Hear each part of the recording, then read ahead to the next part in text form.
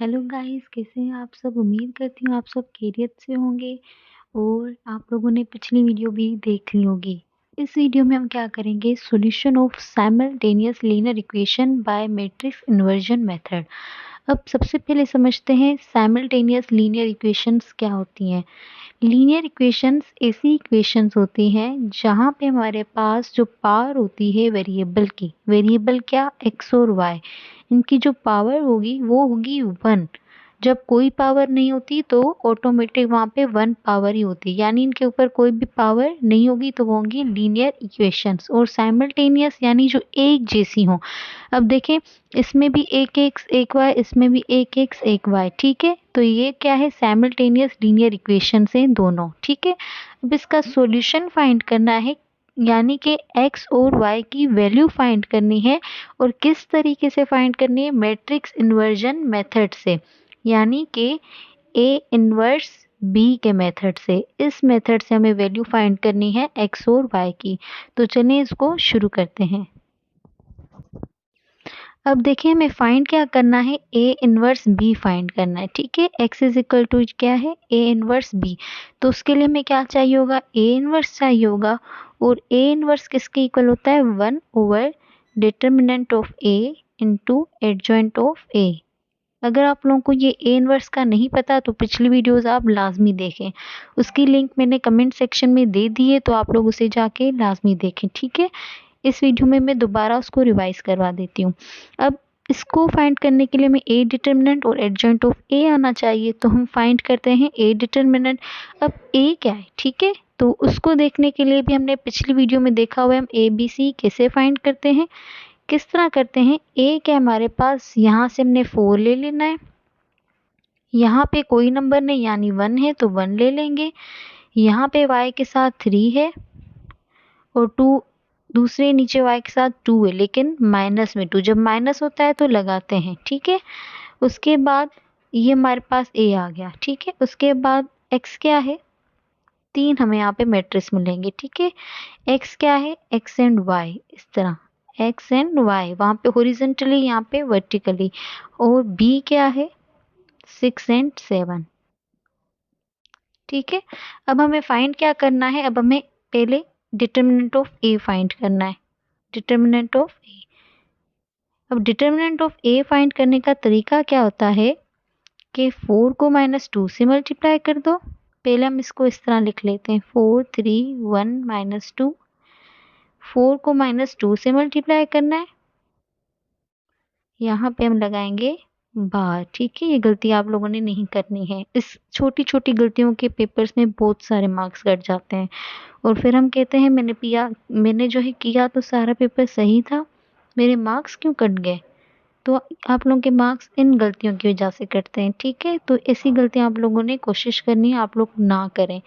4 2 ज़ा 8 माइनस में और 3 1 ज़ा 3 माइनस में। अब माइनस माइनस क्या होता है? प्लस, तो ये आ गया -11, ठीक है। डिटर्मिनेंट ऑफ ए मिल गया। इसके बाद हम क्या फाइंड करेंगे? एडजॉइंट ऑफ ए। तो आ जाते हैं दूसरे साइड की तरफ, ठीक है। अब हमने क्या फाइंड करना है? एडजॉइंट ऑफ ए फाइंड करना है।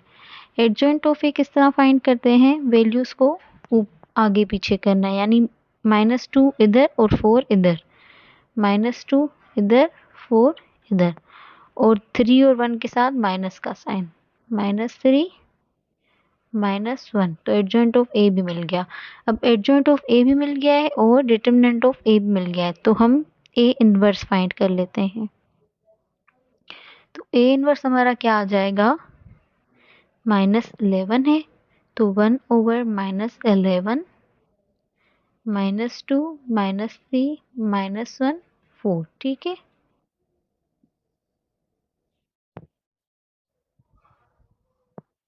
ये हमें मिल गया ए इनवर्स। अब हमने क्या करना है? इस ए इनवर्स को बी के साथ मल्टीप्लाई करना है, तो हमें एक्स मिल जाएगा, ठीक है।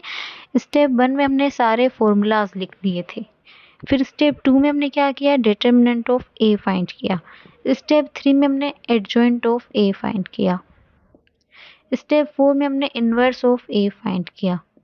अब स्टेप 5 में हमें क्या करना है? स्टेप 5 में हमें एक्स फाइंड करना है, जो कि क्या है? ए इनवर्स बी है, ठीक है। एक्स फाइंड करना है जो कि क्या है, A इनवर्स B है। तो x is equal to A inverse हमारे पास आ गया था 1/-11 -2 -3 -1 4, और इसको मल्टीप्लाई करना है B के साथ, और B क्या है 6 and 7, 6 7। अब पहले बताओ क्या ये दोनों मल्टीप्लाई हो सकते हैं, 2 कॉलम्स 2 रोज, तो yes they can be multiplied, right. So किस तरह करेंगे, 1/-11 को हम फिलहाल एज इट इज रखते हैं, ठीक है। अब इन दोनों को मल्टीप्लाई करना है ना, तो -2 को मल्टीप्लाई करेंगे 6 के साथ, प्लस -3 को मल्टीप्लाई करेंगे 7 के साथ, डन। उसके बाद आगे कोई नहीं है तो यहीं पे ही हो जाएगा। अब इस रो को इधर करना है, तो -1 को मल्टीप्लाई करेंगे 6 के साथ, प्लस 4 को मल्टीप्लाई करेंगे 7 के साथ।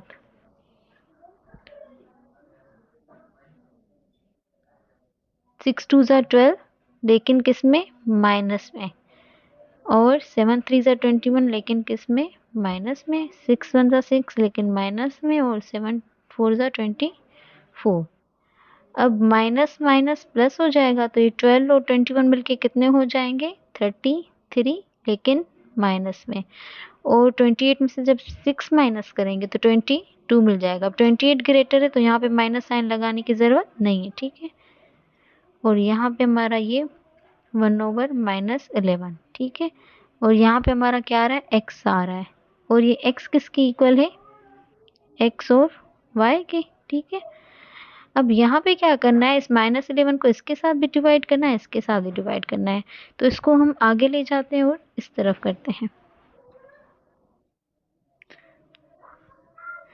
अब देखें क्या करना है, हमने -33 को डिवाइड करना है -11 के साथ, और 22 को भी डिवाइड करना है -11 के साथ। अब ये माइनस माइनस से कैंसिल हो जाएगा, तो 11 1 ज़ा 11, 11 3 ज़ा 33, और यहाँ पे 11 1 ज़ा 11, 11 2 ज़ा 22। तो आंसर क्या मिल गया हमें, 3 और -1, यानी x 3 मिल गया, और -2, क्योंकि ये 22 था तो 2 बन गया, तो x हमें 3 मिल गया, और y हमें -2 मिल गया। x की वैल्यू 3, y की वैल्यू -2। इस तरह ये क्वेश्चन हमारा सोल्व होगा। पहले हमने ये करना है स्टेप 1, फिर हमें ये स्टेप 2 करना है, फिर स्टेप 3, फिर स्टेप जो है 4, फिर स्टेप 5, और यहाँ पे स्टेप 5 हमारा कंप्लीट होगा।